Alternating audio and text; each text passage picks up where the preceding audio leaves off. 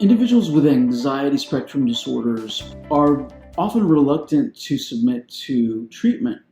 They want relief from their symptoms, but their symptoms include an irrational fear about the treatment itself. And so they're very nervous about taking medication. They also will have reservations about increasing the dosage. Logic doesn't really have a role in explaining anxiety, and patients have that insight. They know that they're worried about things that they shouldn't be worried about, or that it's excessive, or that it's illogical, and really a lot of anxiety is overtly irrational. Or to make changes or to add medication, they worry about everything, and so they worry that the treatment itself is going to harm them in some way. The good thing is that I'm always available. I welcome calls and texts, and I'm very easy to get in touch with. And so I think that reassures patients a lot.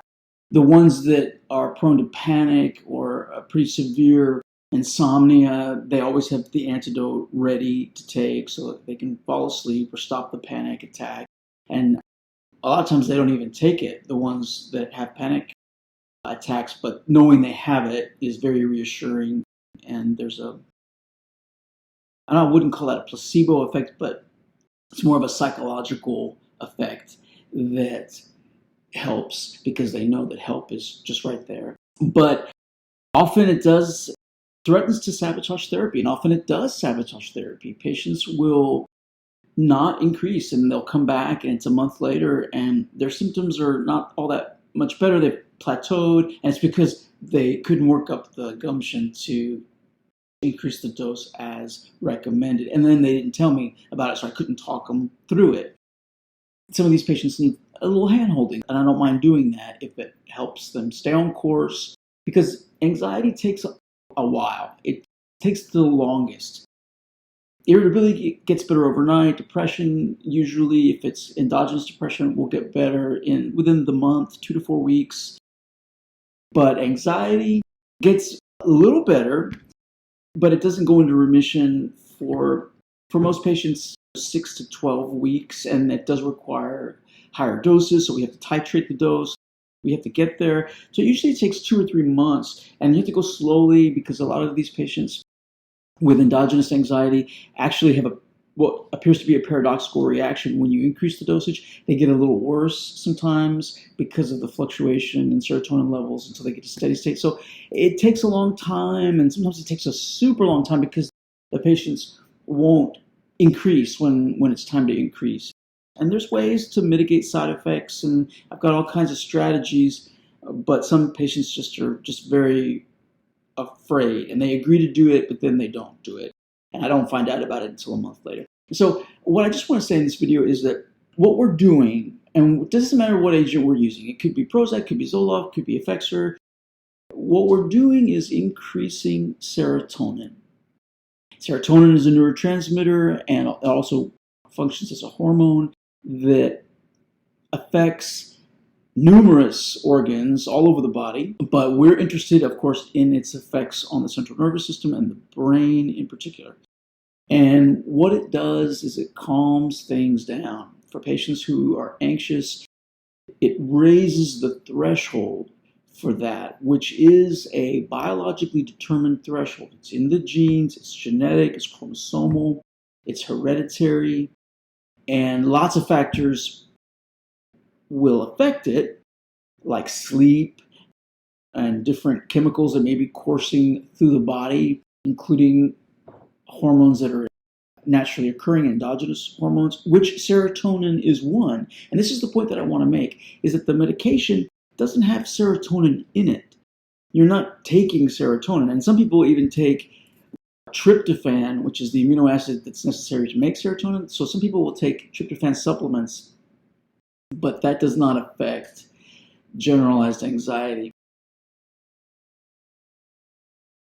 disorder, and it doesn't affect panic disorder. And I've had a lighting change here. Okay, how's that? So, but taking those supplements, it doesn't hurt, but you're getting enough tryptophan in your diet. And people will even eat more turkey and drink milk and that sort of thing to get more tryptophan. But if you need more serotonin, it's not really that you need more serotonin. What we need is that serotonin be more available. We need it at the synapse, which is the connection between neurons, between nerve cells, where it's active. If it's stored up in a nerve, then it's not doing anything. But when it's released and transmitted from one nerve to another, that's when it has its action.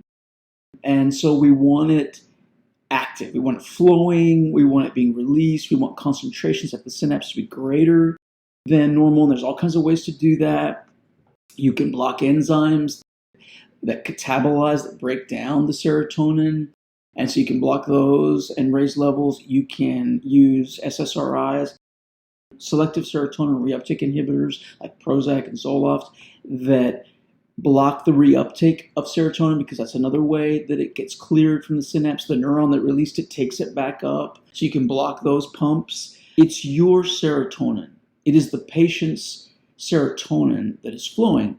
And so a lot of people, especially with anxiety, will have a concern that they're going to be somebody that they're not, that it's going to change them. It's like being intoxicated. It feels very genuine. It's you. It doesn't feel like you're under the influence of something, but it's the absence of the symptoms. And so it's the calmer version of you. It's the more patient version of you. That version of you that isn't irritable, that isn't always thinking about the worst case scenario, that isn't dwelling or ruminating. And so it's very authentic. It is who you are when you're not in those moments. Now, people that have anxiety syndromes, they've been that way their whole life. And so they don't even recognize the symptomatic nature of a lot of their mental habits. And then a lot of times they don't have complaints when they get back to their baseline, but their baseline is still symptomatic. And you have to point out to them, you've been this way your whole life pretty much since childhood, but you worry more than other people do, and you're always in your head, and it takes you a long time to fall asleep, and they don't realize that those are symptoms, because for them it's normal, and it's something external that's preoccupying them and that's concerning them. So a lot of times you have to talk them into taking a little bit more and make sure that they're not just in partial remission. Even those individuals will still tend to have those tendencies. People who are neat and perfectionistic, and they're maybe not full-blown OCD, but they like symmetry and organization. They're still going to like those things. It's just not going to be the same sense of urgency, and they won't start to feel overwhelmed or start to get irritable or panicky. But it's just important for people to understand that what emerges is very authentic. It is you. It feels natural. It's just a different way of living. And the analogies that I make are, it's like an emotional analgesic. It's like when you stub your toe and it really, really hurts. Well, if you were on morphine and you stubbed that toe, it would be a different experience. It would not hurt as much because you are anesthetized to a certain extent from the pain. It's not acute. The pain isn't going to be as intense, and it's not going to last as long. What has changed is your perception of it and the sensation of it. Serotonin will bring you to that version of yourself that is calmer and more patient, and that is just lets things go, and all those things get better. And people shouldn't really worry about that it's some sort of false self. The other analogy that I make very frequently is that for some people with panic disorder, people with moderate to severe OCD, serotonin is their insulin. And type 1 diabetics have to take insulin. Some type 2 diabetics have to take insulin because they need it. Serotonin is analogous to that they can have the healthiest attitudes, the healthiest lifestyles, be exercising all the time. You can have all of that in place and eat well and meditate and be an enlightened person. But if there's something wrong with serotonergic neurotransmission, to the extent that you're having panic attacks or you have moderate or severe OCD, you need medication. You need to be on medication. It's disruptive to your life, and the quality of life is significantly impaired. Unfortunately, a lot of patients will drop out of treatment because of their anxiety. So it's safe It's well tolerated. It's well worth it. Whatever side effects, whatever chronic side effects a person is left with, well worth it for those individuals who experience panic. They'll be the first ones to tell you. I don't get any trouble from my panic patients that they come to me and they're willing to do anything to not feel that way. But people with milder forms of generalized anxiety, sometimes I really have to talk them into, and the people that just worry all the time about everything. And a lot of times they will need a lot of reassurance. But the good news is it's a concierge practice, and I'm always available. Don't let anxiety, don't let the symptom sabotage you.